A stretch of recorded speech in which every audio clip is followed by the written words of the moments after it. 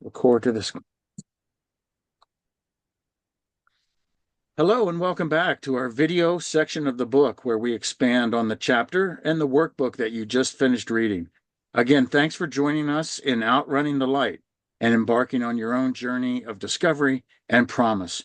And congratulations on making your way through promise number 3.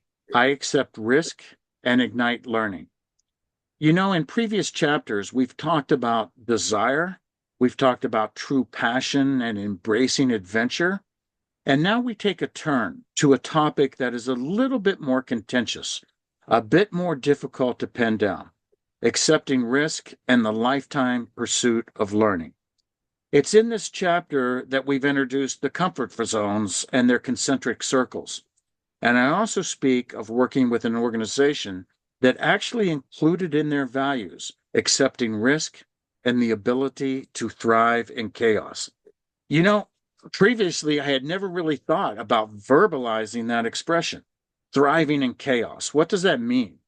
However, in looking back at my time in the special operations with the U.S. Army, it made a lot of sense. When the haze of battle was nothing more than unorchestrated chaos, which people and which warriors did best?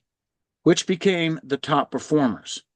And it was those that I learned that could thrive in that environment of change, and those that could deal and accept with risk. You know, one person, when I was thinking about this, that came to mind that totally embodies this spirit and those values is not only a great friend of mine, but a true mentor in that respect. He was part of the organization during this period of my career and was instrumental for me in breaking through that haze of battle in the business world and learning how to operate.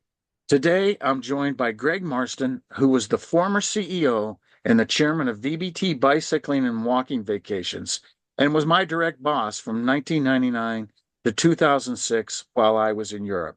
Gregg, how are you? Hi, Todd. Good Hey, afternoon. Gregg, you I'm, got I'm, back. I got back. I'm doing great. You look great. Nice to see you. Yeah, great to see you again too. You know, Gregg and it's been a long time since we've been face to face, but we talk quite a bit. We're involved in a couple business ventures together, and it's great to see you as well back in Vermont. You were on a sailing trip in the Med. From Tangier, Morocco to Madeira, and then spent a big birthday in Madeira with my wife. Ah, that is awesome. Yeah, That is returned awesome. last night. Talk Returned last. about not, Gregg could probably be used in any single chapter in this whole book. Embracing adventure as part of his daily life, true passion, desire, whatever. But I selected him for this chapter specifically, accepting risk and igniting learning, because we spent some critical times together. And so, Gregg, I'm going to jump right in on this with some questions. I'd like to get your perspective on this.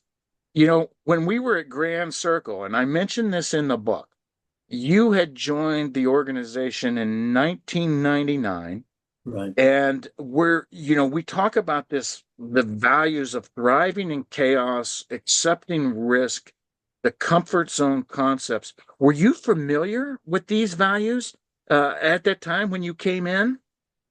Yes, I was. In fact, I was in a rather risk-averse career, managing money in the finance world, and it wasn't the risk of making investments so much as it was the managing of the money.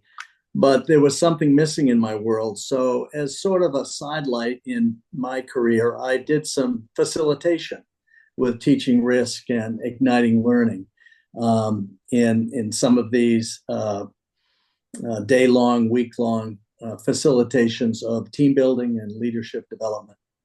So Right. I was quite familiar with it, and in fact used it to completely shift careers at the age of 43 years old. Wow. Finding that true purpose again and shifting on that. Looking back in hindsight, can you talk briefly about how you process these values, but more importantly, because I was part of the organization then, how as a leader did you disseminate these throughout the organization? Well, as I say, the career I was in I was almost 45 is what it was. I was, I had three children, very young children. I had a big fat mortgage, and I had a golden path in front of me. And it wasn't stimulating my life like it should and like I wanted it to. Anytime I did a hike up a mountain, it couldn't be steep enough.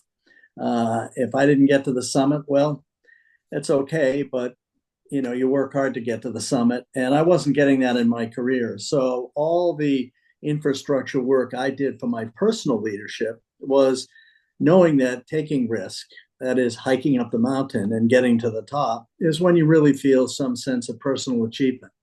Right. And so that was a big part for me.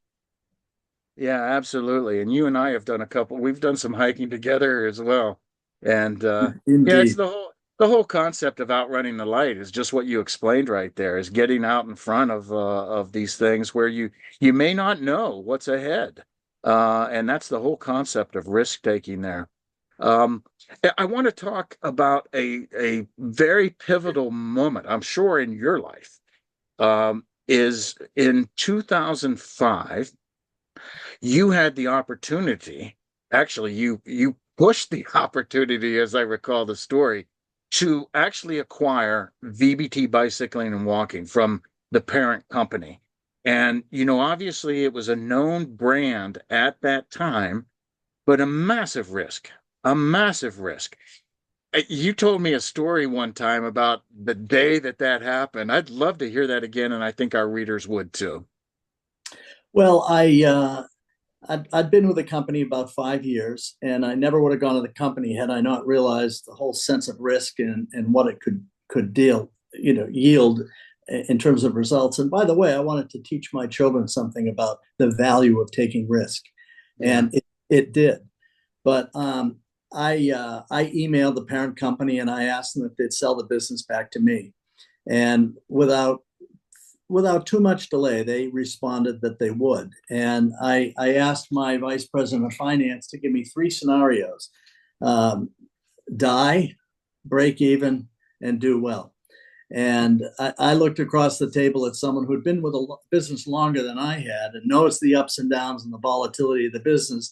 I said, okay, would you do this? And she thought for a minute and she said, no. So I stood up from that meeting and I turned around and looked out over the beautiful bucolic fields of Vermont and thought for a minute. And I thought, great product, great people, great risk. Sat down and I said, I'm going to do it. Yeah. Yeah, And that's that's amazing. what happened. And yeah, and it's risk is risk, but you've got to understand risk. And for me, it was, what's the goal? And always focusing on the goal intently and always hoping and always never giving up and pivot along the way, but understand the risk and the focus on the top issues. Take the risk to resolve the top issues. You don't be in denial. Take that risk and chip away at them one by one, but focus Yeah. on that goal. Yeah, that's awesome. And I kind of correlate that back to, one of the paradigms that we find with successful people like yourself is it's not only accepting risk, it's taking the actual action. Because there's a lot of us that sit back. So many people sit back and say, "Well, it's a big risk. I think I'd like to do it," but it's taking the action, and Absolutely. um, it's sometimes the gut feel of that. So there has to be a statistical response. And I talk about this in the book too. When we look at, a business acquisition like this, you got to look at the finances. You got to understand the statistical risk. But what's even more important is that emotional risk that you're taking. This is nothing but a chance to fail or succeed. Yeah. Any thoughts on that? You're absolutely correct. You've got to do it with urgency. You've got to understand the risk, but be willing to take that step. And that's the critical part, is getting out of your comfort zone and taking that step, like sitting down after standing up and considering what it was. And then you figure out, okay, how are we going to manage this storm, this chaos we're going to create. And Yeah. you've got to have good people like yourself. Yeah. And and guess what? It makes it fun. It Yeah. makes it fun. But you're Well, absolutely right. exactly. Having fun, creating that exceptional scenario. I've got one more question for you here, Sure. before we run out of time. You know, we talk about a situation, um, that embodied risk. It embodied out of the comfort zone. And that was a period in time, and we were both there. It was hugely impactful for both of us. But that was the tragedy of 9/11. And I would love your thoughts as they relate to, of course, of our topic today, accepting risk and igniting learning and comfort zones. You, as the leader of the organization, what was it like going through that period in time when there was tumultuous change every single day? We had to take care of people. What was your guiding light in the risk and learning there? Well, we had to take care of people, both our people in the organization as well as our people who were out there traveling. And and it was a tumultuous time, but it comes back to understanding the facts at the time, and knowing who you are, what you do, why you do it, and answering those. The question is, are we still who we are, what we do, and how we're going to do it? Nothing changed. It's an incredible tragic event that threatened the survival of the business. So you have to understand all the facts of the cost of your business, and take action to retain as much as you can. But understand again who you are, what you're doing, the goal of the organization. Keep your eyes on the prize. Communicate with the organization, and every single day see if what's changed and should we pivot, and sort of monitor the trend and Yeah. stay in touch with the people on the ground. Yeah, that was crazy. And I think you probably read the story in the book, that day that it happened. And we both Uh, knew together that the world had changed. indeed, This is indeed. fantastic. I'm going to take one more bit of your time if I've got. Sure.